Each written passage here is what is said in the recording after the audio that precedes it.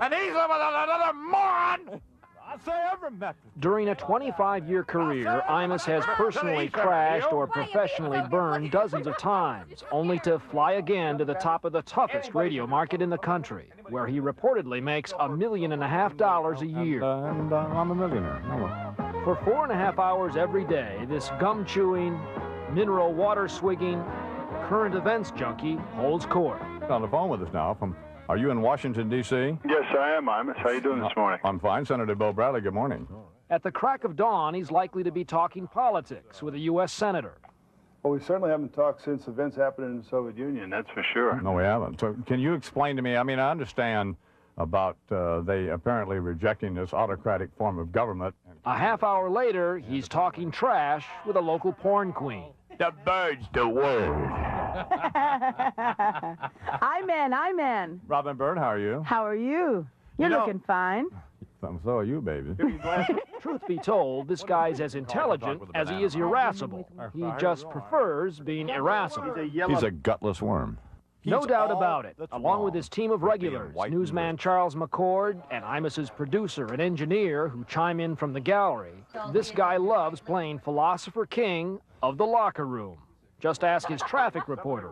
Here's Eileen Marchese now. Good morning, Eileen. Good morning. Eastbound Cross Bronx, all lanes closed, so anticipate extensive delays at the George Washington Bridge and the Holland or Lincoln Tunnel. I am coming. I'm going to strike you. No, with but I mean, it looks like object. it looks like. I do not have padding, and it's. How sexist in that? What a pig, huh? Inbound George Washington I really Bridge. apologize. Really, I mean, I don't. Really I don't accept it just- too. We'll strike a blow for feminism here and against the locker room. How do you react to that? I say you're a disgusting male chauvinist pig. You wouldn't consider yourself a chauvinist pig, would you? No. I don't mean to belabor this, but all the sexual innuendo jokes. Well, that's fine. I mean, they're harmless. It's high sophomoric, juvenile, silly stuff. Can you see that continuum that someone would say, look, you start down here with the locker room jokes and you end up with something more serious?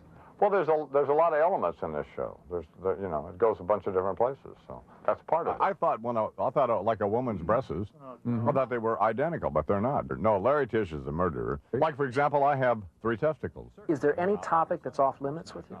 No, other than the obvious ones, you know. What would be an obvious example? Well, rape is not really very funny. So, child molestation is not a lot of yucks there. Mass murder doesn't seem to be very funny, but you got a lot of jokes out of Jeff Dahmer.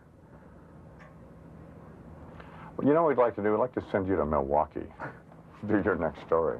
I'm going to frame it with saying humorous things about reveling in another's agony. And he's been reveling since he got his first radio job in California in 1968, followed by WGAR in Cleveland. Then in 1971, he hit the big time in the Big Apple. WNBC gave Imus his own show at Rockefeller Center, and the sound of morning radio would never be the same. Imus says the Reverend Billy Saul Hardy. Friends, you have made 66 WNBC New York's #1 radio station. Imus filled the air with a host of demented characters that would become his trademark. In 1972, Life magazine proclaimed Imus the country's most outrageous disc jockey. He was on top of the world, but the bottom was about to drop out. He'd come into the station, boozed up? Sometimes, sure. I mean, many mornings I'd be sitting there with a 16-ounce thing of vodka. I'd put a little grapefruit juice on it just to color it, just to get through the morning. It was tough. I read somewhere 100 days, you missed 100 days of work in 1973? I mean, I was in radio a little over 2 years, and I went from making $80 a week to making 6, 7 figures, you know, 6 figures. I was just very arrogant. I think a lot of that came from just being very insecure. You know, he would have reason to be. In 1977, he was fired, exiled, as he says, back to Cleveland. Here you were in the #1 radio market in the country. Suddenly you find yourself back in Cleveland. Yeah. Were you humiliated? Yeah.